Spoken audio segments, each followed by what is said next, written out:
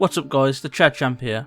Now, I know I said I wasn't going to cover Godzilla vs Hulk, and while I won't be covering the more well-known versions like 616 Hulk or Heisei Godzilla, I will be going over a hypothetical battle between Hulk from the Marvel Zombies universe and Godzilla from Godzilla Giant Monsters All Out Attack. These are versions of the characters that are practically undead, and in their respective universes were pretty much unstoppable when put up against other prominent characters. I was also swayed into doing this video idea based on the recent release of the 4-part series of Marvel Zombies that in itself acts as a continuation from episode 5 of What If Season 1. Also, Halloween's right around the corner too. Trick or treat, motherfucker! There are a bunch of versions of Zombie Hulk that have appeared over the years, but I'll be using the original version by Robert Kirkman, being that one has the most depth when it comes to scaling. However, just because this is a comic iteration of Hulk, doesn't actually mean that he's going to be OP, at least in base. In their first appearance, it's made apparent that the zombies, as a combined force, had a hard time with Magneto of all people, and as the Master of Magnetism specifically mentions Hulk as a zombie he's faced off with multiple times, and has clearly not had much issue. Though this could be down to Hulk's increased ineptitude when it comes to fighting due to the mental strain of becoming obsessed with his hunger.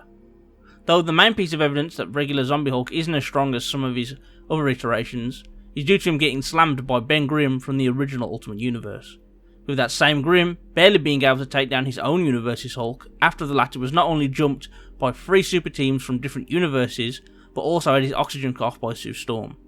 This is later also supported where an arguably weaker version of Hulk is able to be a stronger version of Ben Grimm. Ultimately, the best scaling Hulk has, in his natural state, is via a statement from Reed Richards, where he thinks that Hulk, alongside Ben Grimm and Thor, would be able to destroy a shield built to withstand a nuclear attack, though he also mentions that maybe just Hulk and Ben would be enough. The average nuclear bomb outputs around 100 kilotons, or enough energy to level a large town.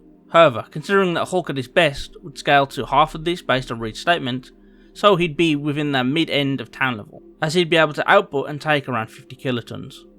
This is assuming that the shield was only built to take attacks from the average nuclear warhead, and not the most powerful one on record, that being the Tsar bomb. This nuclear bomb was capable of outputting 50 megatons, which is 500 times stronger than the number I gave for the average nuclear bomb earlier, enough to level a city. Again, Hulk at his best only scales to half of this, thus only being able to output and take around 25 megatons worth of energy, but that is still well within the tier of city level. Luckily, all this was before Hulk manages to restrain and kill his version of Silver Surfer, in which he devours him and then gains a portion of the power cosmic in return. The death of Surfer attracts the attention of Galactus, who also meets his fate when he's jumped by Hulk and the rest of the main Marvel Zombies cast. By devouring Galactus, they are each given access to a huge portion of his power, which elevates them to an entirely new level. To get an absolute baseline for the power boost, we see that the zombified heroes who had devoured Galactus eventually become so hungry that they devour an entire planet. However, because this was achieved by the combined power of all 6 galactic zombies, I will be dividing the result by 6 to find the level of energy that Hulk would have been using when he did his part. Assuming the planet is around the same size as Earth, it would take 59.44 zetatons to destroy the planet, but due to the destruction being caused by 6 individuals, the resulting energy used by each character would be around 9.9 zetatons, which would make the baseline power for each cosmic zombie small planet level. This would mean that the boost in power given to Hulk from devouring Galactus would be around 360 trillion times, which is based on if we take the generous interpretation of him scaling to half of the Tsar bomb. Though I will say that this is just more of a conservative take on the scaling, as in Marvel Zombies The Return, we see the same zombified Hank Pym venture from his universe to one where events similar to the World War Hulk storyline were occurring. He goes on to infect the Inhumans and lies in wait for Hulk and the Warband to appear, to which not only does Hulk imply that he's never been hit as hard as the cosmically amped zombie Ant-Man, but eventually gets infected too. The zombie Hulk then lands on Earth to eat and rampage, with Sentry eventually coming to save the day. However, he also just ends up getting infected. The two are then said to be unstoppable together, but after a time skip, we learn that they split up due to food becoming scarce and them just becoming rivals instead. Sentry even mentions that Hulk was the only one on Earth that could oppose him. Now, why does all this matter? Well, because Sentry also receives the classic statement of him having the power of 1,000,000 exploding suns, a line that follows the Golden Guardian no matter what media he appears in. Now, where does all this scale? Well, when a star goes supernova in Marvel, the following explosion is capable of wiping out multiple solar systems at a time. which means that even a fraction of that statement would be so much beyond the previous scaling that it would be like a drop of water compared to an ocean. Then after this, we have even crazier stuff that takes their level of power well and beyond anything I've disclosed already. In the same comic run where they perform the feat of devouring a planet, Black Panther states that he doesn't think that anything short of the ultimate nullifier would be capable of putting down the gallery of zombified heroes. Considering that this was 616 Black Panther saying this, then the scaling from the ultimate nullifier used in the comics focusing on the same universe seems fair. The ultimate nullifier is a device that is renowned for its power, with characters like Reed Richards stating that it could erase all of existence. This statement would at least include the multiverse, which is comprised of infinite upon infinite amounts of universes, allowing it to qualify for the tier of multiversal. Then, the real kicker for the scaling comes from a statement from a version of The Watcher stating that the cosmically enhanced zombies are the greatest threat to the Marvel multiverse that exists. If we consider the level of beings out there, then this has crazy implications, especially coming from such a reliable source as The Watcher, and being as the Marvel multiverse is infinite, this could mean that the zombies are a threat from anyone to powerful versions of Galactus, to the Marquis of Death and Mad Jim Jaspers, who himself is said to be an omniversal threat. As for Godzilla, despite only having one appearance, this version of the Monster King made quite an impression from the start. This Godzilla is a variation of the classic tale.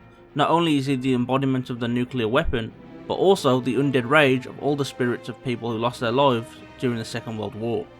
First covering what we just see in the film, we're made more than aware that this is the same Godzilla who attacked Tokyo in 1954, meaning he was struck by one or several atomic bombs, including the 15 megaton Castle Bravo detonation, which is city level.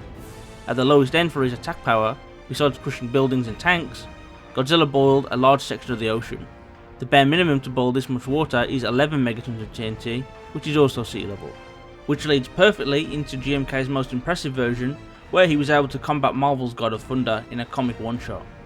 Godzilla is brought back by the cult that worships the beast, and while constantly firing his yellow beam, he's also stated to be stronger than before. With this power, he was able to take on all Father 4. Godzilla held his own for hours, hurting the god with a headbutt, winning a beam clash, and even searing Thor with his atomic breath, before he was stopped by the cold of Jotunheim. Then, with a sliver of the All Black, Godzilla butchered all the gods of Asgard and fought All-Father Thor, now with the upper hand. The clash destroys planets, breaks dimensions, and rips through the World Tree. Thor needed the power of all of the storms across creation charged into Mjolnir to push through Godzilla's necro breath and take out each other, where they were sent into the afterlife to fight for eternity. It should be noted that while this comic does kind of act as a possible future / Elseworld, Jason Aaron does make a few references to some of the more recent events in the main Marvel mythos, such as Thor battling Thanos and even the Elder God Tyrannos, something that happened as recently as Thor's current run.